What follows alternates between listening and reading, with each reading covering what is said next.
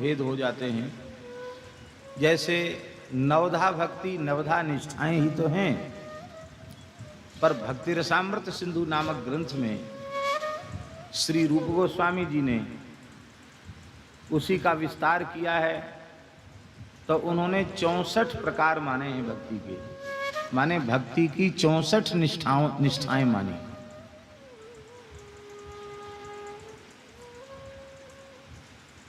तो 64 निष्ठाएं हैं, और भेद करो तो और अवान्तर भेद करने से और अधिक हो जाएंगे।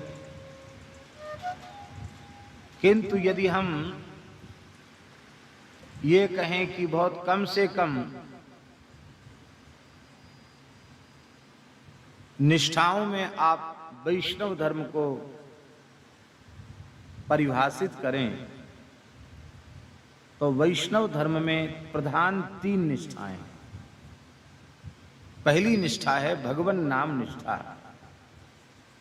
ये प्रथम निष्ठा है नाम निष्ठा।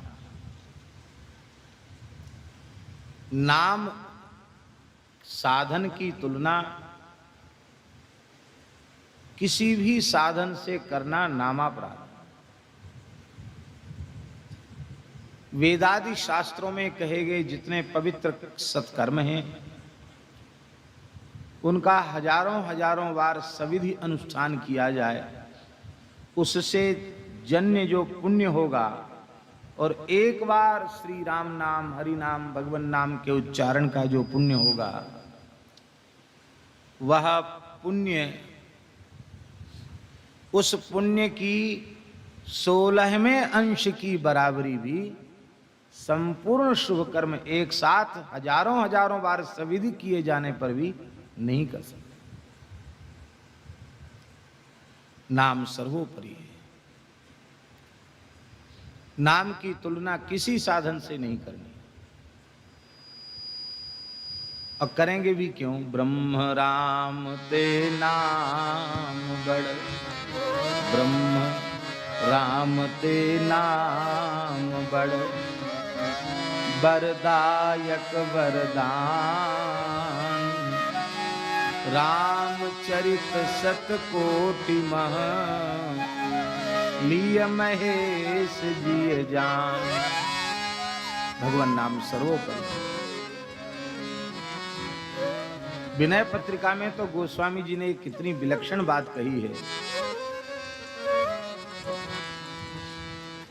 बोले जिसको राम जी से भी अधिक उनके नाम में प्रेम है, वही ईमानदारी से भक्त कहलाने के योग्य है। गोस्वामी जी का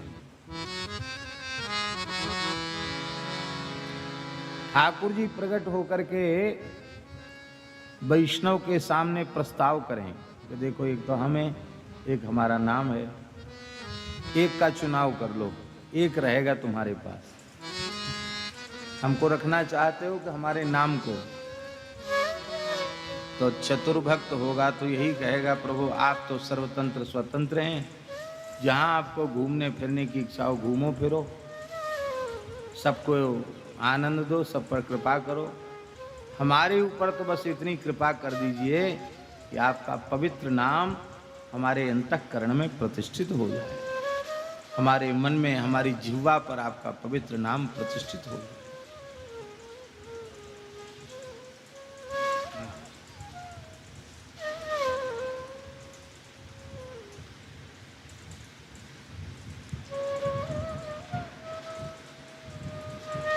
दूसरी निष्ठा है तुलसी निष्ठा, वैष्णव धर्म।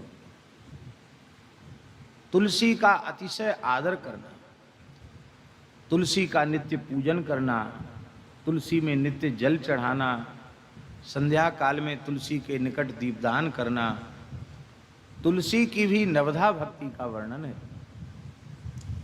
तुलसी जी से प्रार्थना करना कि हे विष्णु प्रिय, हरि प्रिय, आप हमें भगवत प्रियता प्रदान करें, भगवान का दिव्य प्रेम हमें प्रदान करें, भगवान की भक्ति का दान हमें करें।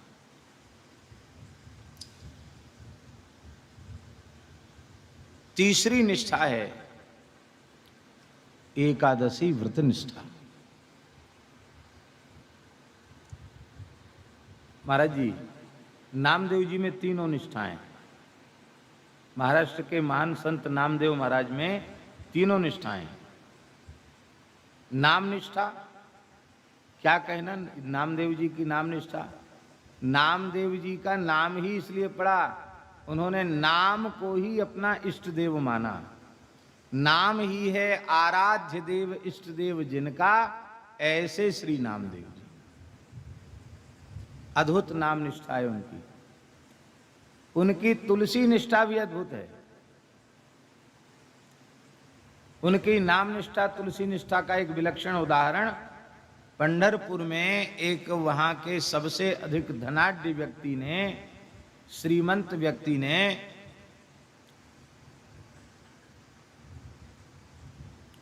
बहुत विराट उत्सव किया। उसमें सर्वस्व दान की घोषणा की, बहुत दान किया, स्वर्ण दान, अन्नदान, गोदान, धन दान। तो लोगों ने कहा महाराज इतना बड़ा काम कर रहे हो, पंढरपुर के एक वैष्णव भक्त हैं, नामदेव महाराज हैं तो गृहस्थ लेकिन महान भक्त हैं वो,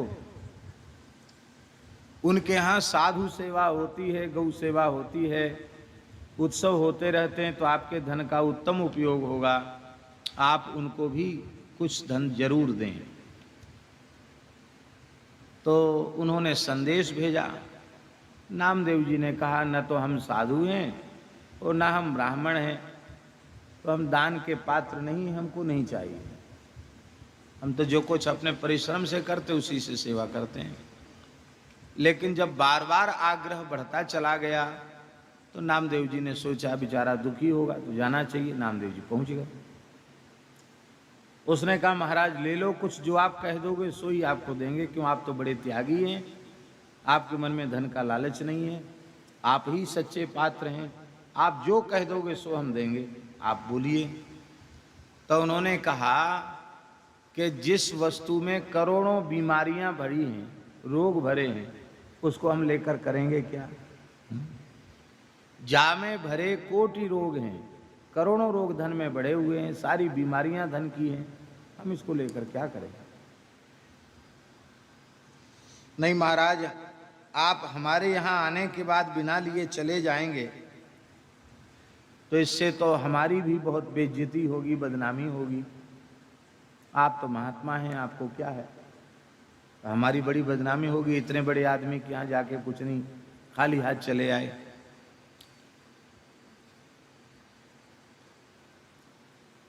तो नामदेव जी के हृदय में करुणा उत्पन्न हो गई और नामदेव जी ने कहा कि ठीक है, तो आप स्वर्ण देना चाहते हैं हमको, तो हम जितना कहें उतना आप देंगे, वहां जरूर देंगे। तो कहा एक तुलसी का पत्ता लाओ। एक तुलसी का पत्ता आ गया। उस तुलसी के पत्ता पर पूरा राम नाम नहीं लिखा, उन्होंने चंदन से लिखा रा। क्या लिखा? राम नहीं लिखा पूरा, केवल लिखा रा। और वो इसके बराबर तौल दो। तो वो सेठ हंसने लग गया। उसने कहा महाराज हम तो श्री कामतानाथ भगवान की जय। दंडोत महाराज, आपके बड़े मंगल में दर्शन।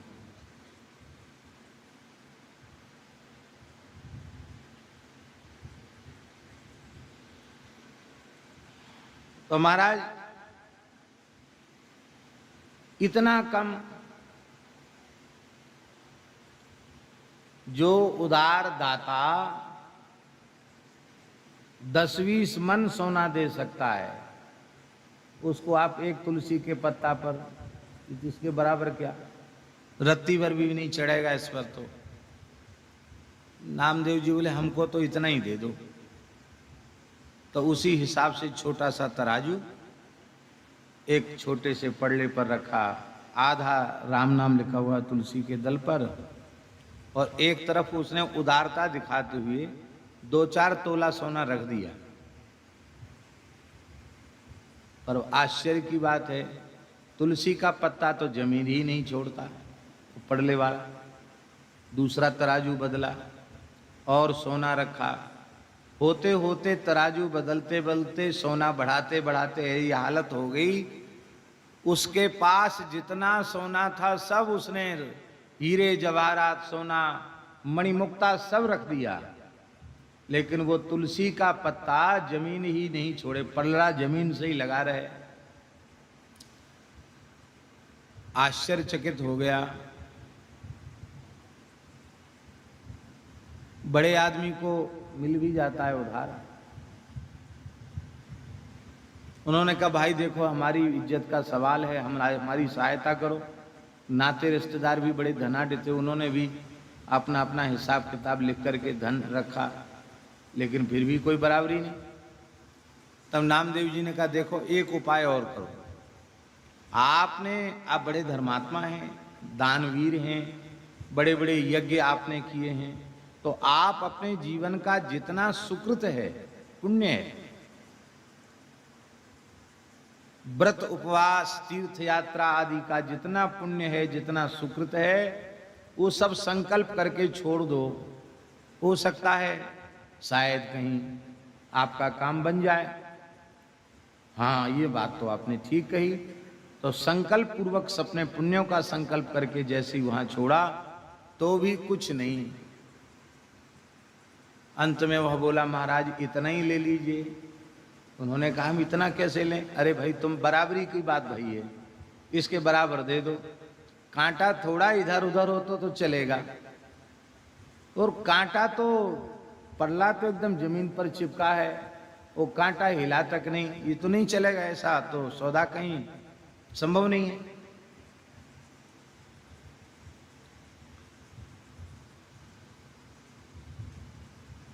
तब आपने कहा हमें किसी वस्तु की आवश्यकता नहीं है, आप इस धन को जिसको देना चाहें उसको दे दें।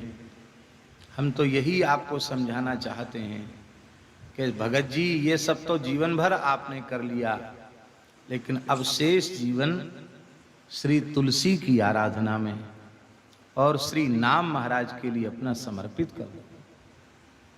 आधे राम नाम की बराबरी तुम्हारे सारे सुकृत एक साथ मिलकर नहीं कर सके, सारा धन मिलकर नहीं कर सका। अरे तुम्हारी क्या चले, त्रिलोकी का सुकृत और त्रिलोकी का वैभव भी वह आधे राम नाम की बराबरी नहीं कर सकता है। और आपने तुलसी दल अपने मुख में पधराया और नाचने लगे, राम कृष्ण हरि जय जय राम कृष्ण हरि जय जय राम कृष्ण हरि, कीर्तन करेंगे। नामदेव जी की एकादशी निष्ठा भी ऐसी ही।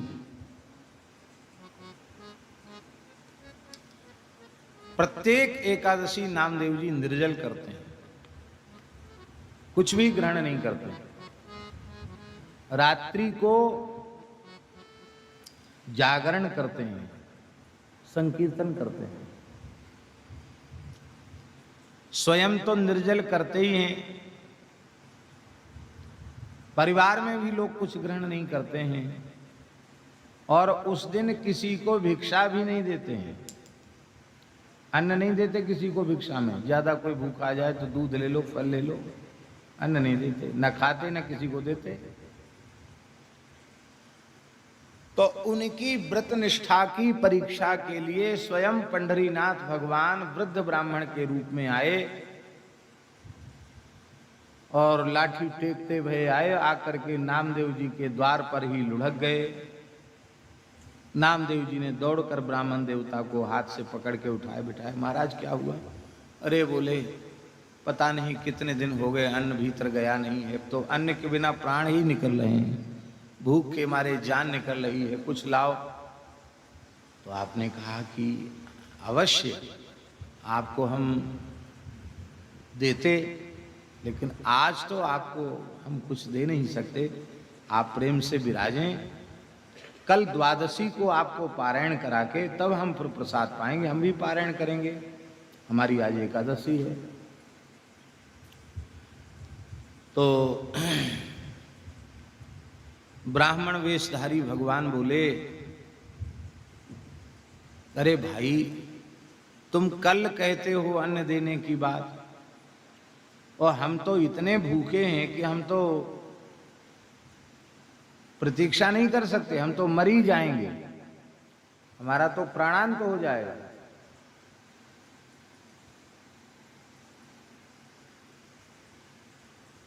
नामदेव जी ने कहा कि यदि ऐसा हो जाए तो इससे अधिक सौभाग्य की और क्या बात होगी, क्योंकि आप वृद्ध हैं। कितनी उम्र है? तो ठाकुर जी बोले 125 साल की है। बोले और कितना जियोगे, आप तो परमायु को भी पार कर गए, 120 साल की परमायु होती है।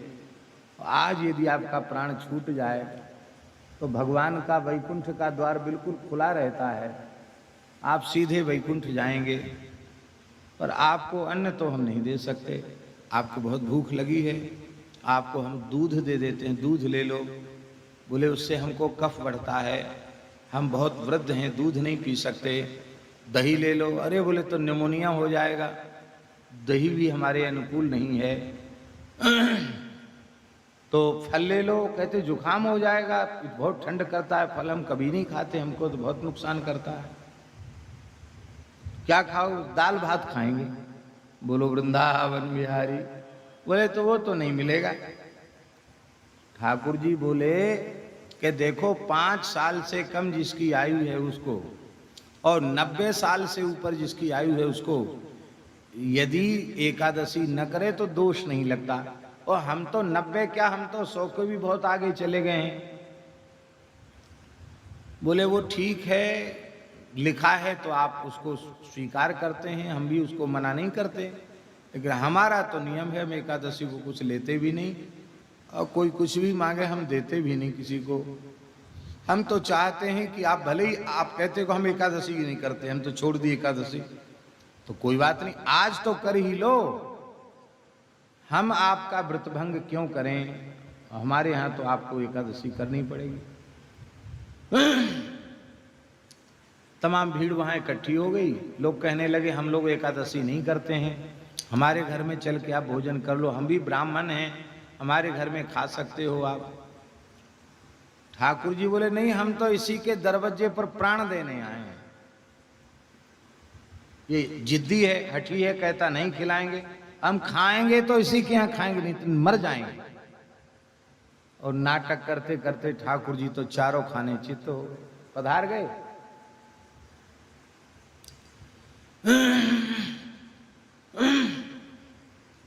लोगों ने नामदेव जी को खरी खोटी सुनाना आरंभ कर दिया और कहा कि बड़ा भारी भक्त बनता है, ब्रह्म हत्या लग गई इसके ऊपर, बताओ कितना तपस्वी भूखा ब्राह्मण, दया का पात्र था, बड़ा भारी भगत बनता है, ब्राह्मण मर गया, इसको ब्रह्म हत्या लगी, इसका सब बहिष्कार करेंगे, समाज से बाहर करेंगे इसको, इसका हुक्का पानी सब बंद करो, अब इसके कोई कुआं पे पानी नहीं भर सकता, इस ब्रह्म हत्या इसको लगी है। बोले हमने तुम्हारा त्याग कर दिया, तुम हत्यारे हो, कह के चले गए।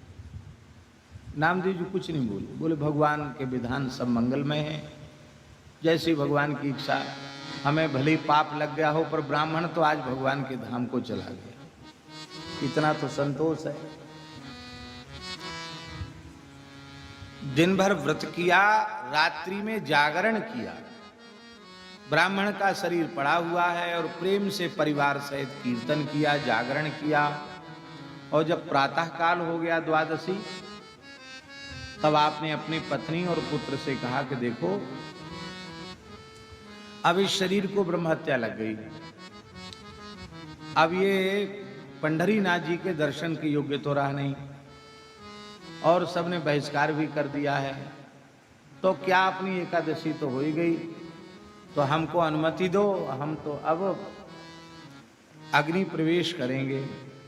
पत्नी ने कहा हम भी करेंगे, पुत्र ने कहा हम भी करेंगे, तो ठीक है सब लोग चलो अग्नि में जीवित ही जल जाओ। तो खूब लकड़ी कंडा इकट्ठा करके बड़ी चिता बनाई और ब्राह्मण देवता के शरीर को पधरा दिया उस पर, और फिर खुद बैठना चाहते थे परिवार सहित, तो पहले अग्नि लगाई, जैसे ही अग्नि लगाई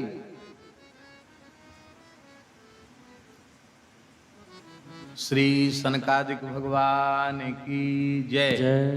जैसे ही अग्नि लगाई महाराज जी, ठाकुर जी को नेक आंच लगी होगी, तो ठाकुर जी के शरीर में हलचल आई।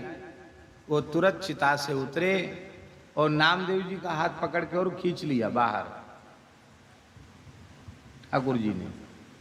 और वहां भीड़ इकट्ठी थी कि जिंदा जलना चाहता परिवार के सहित। भगवान ने उनको हृदय से लगाया, और हृदय से लगाते हुए इस ब्राह्मण को तो सबने देखा। तत्काल वह ब्राह्मण अंतर्हित हो गया। लोगों ने यही देखा कि ब्राह्मण ने हृदय से लगाया, पर ब्राह्मण नहीं, साक्षात श्री पंढरीनाथ भगवान ने अपनी भुजाओं में भर के नामदेव जी को हृदय से लगाया। कहा, तुम महान वैष्णव हो, तुम्हारी एकादशी निष्ठा की परीक्षा हमने ली और तुम उत्तीर्ण हुए।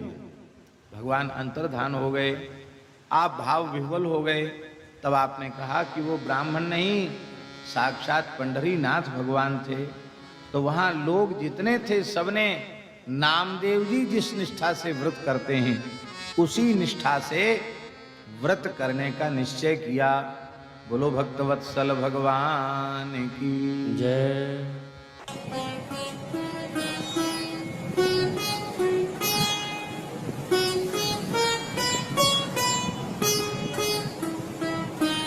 श्री सीताराम प्रतिदिन सत्संग एवं दर्शन के लिए श्री महाराज जी के ऑफिशियल चैनल को जरूर सब्सक्राइब करें।